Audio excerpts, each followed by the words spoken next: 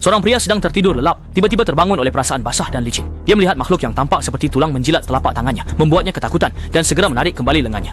Dalam ketakutan, seorang lelaki tua yang terlihat agak gila membuka pintu dan masuk, memberitahu pria itu supaya tidak takut. Itu adalah hewan peliharaannya dan mengatakan air liur makhluk itu dapat menyembuhkan luka. Sambil berbicara, dia berjalan menuju lantai atas dan makhluk itu mengikutinya. Ketika pria itu menyadari, dia melihat telapak tangannya yang terluka dan itu benar-benar sembuh dengan cepat secara ajaib.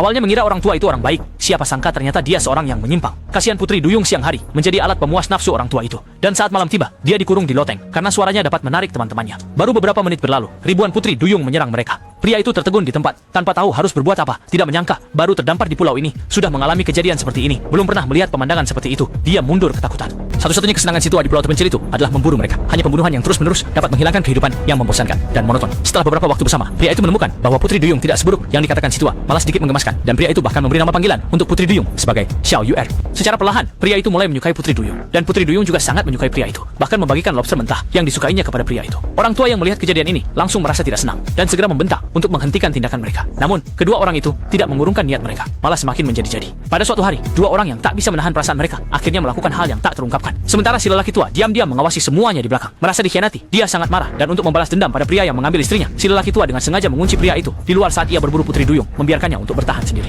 Tidak disangka setelah satu malam, saat kakek membuka pintu, pria itu ternyata masih hidup. Untungnya orang yang dilindungi bisa aman dan selamat. Pada suatu pagi, pria itu melihat sebuah kapal berlayar di lautan luas. Ini adalah satu-satunya cara baginya untuk melarikan diri dari pulau ini. Harapan pria itu seperti melihat secercah harapan. Segera berlari kembali untuk mengambil pistol sinyal. Tetapi ketika baru saja bersiap untuk menembakkannya, dia dihentikan oleh si tua. Hanya karena dia ingin menjadi raja di tempat miliknya ini dan tidak ingin diganggu oleh dunia luar. Namun anehnya, Duyung yang dipelihara oleh si tua selama bertahun-tahun melihat pria itu terancam dan mulai mengaum marah kepada si tua, seolah-olah ingin memakan dia hidup-hidup. Melihat si tua mengeluarkan sabuk bersiap untuk memukul, pria itu buru-buru menyuruh Duyung melarikan diri.